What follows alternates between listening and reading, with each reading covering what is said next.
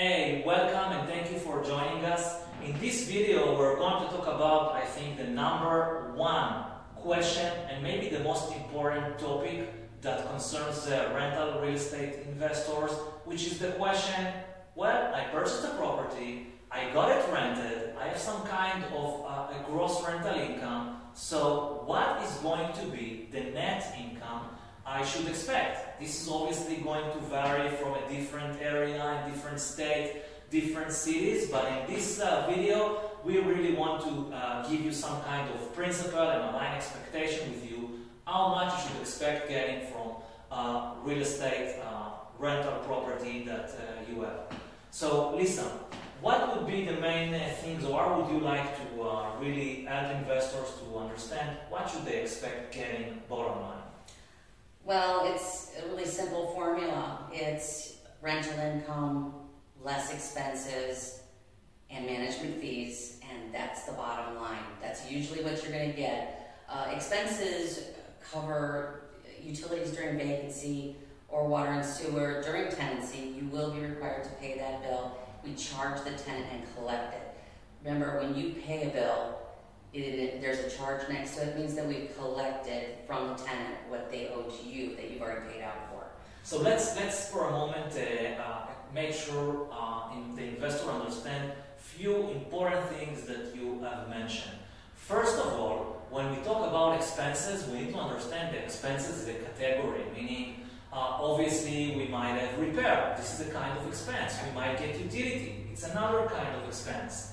And there could be other kinds of expenses depending on the area. So it's really important for you as investors to do your own due diligence and understand what kind of expenses apply to your area. Obviously, we would usually have like the county property taxes, but there are expenses that vary from city to city, permits, city permits, yearly certification.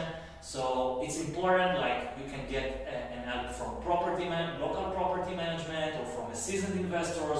We as a group help that a lot to our customers to make sure they understand what is going to be their projected pro forma, but it's important to understand the expense is a category and you need to do your due diligence to understand what kind of expense elements pertains to this category per your investment area. Your statement will be broken down into the different types of expenses.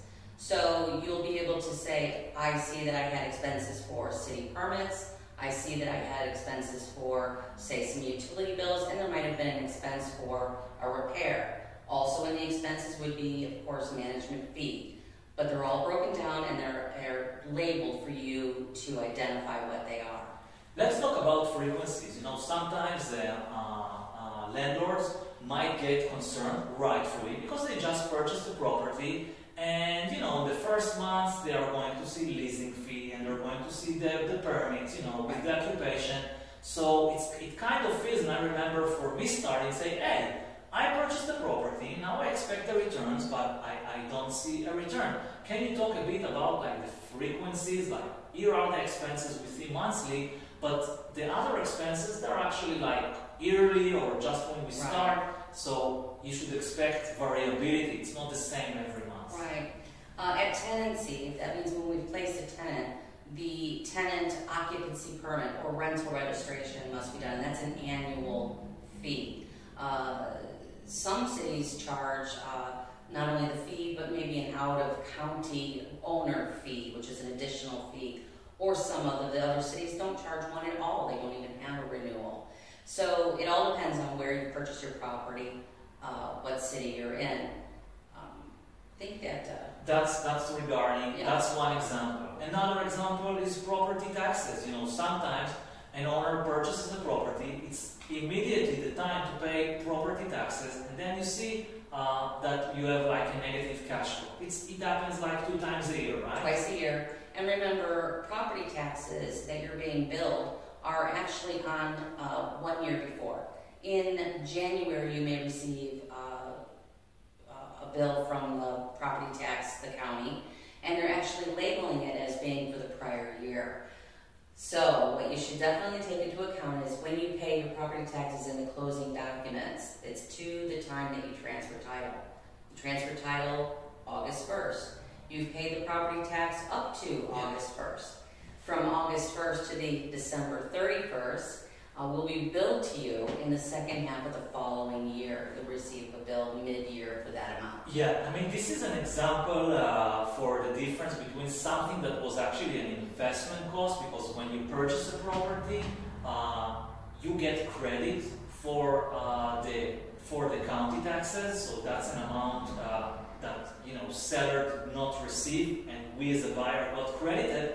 But it's not a present when we close on the property, and now the following tax payment is due. We are paying for the entire period, but we got the credit when we purchased the property. So that's not really an ongoing expense, although we see it as an ongoing expense, and we feel like we are deep down in terms of the return, and we are not. That's an investment expense that we have paid in the ongoing period. Well, property taxes is actually a specific thing that we do just for Nir and his group that he's brought to us. We don't really take on property tax bills for any of our other owner investors. It's something specifically that we do for you.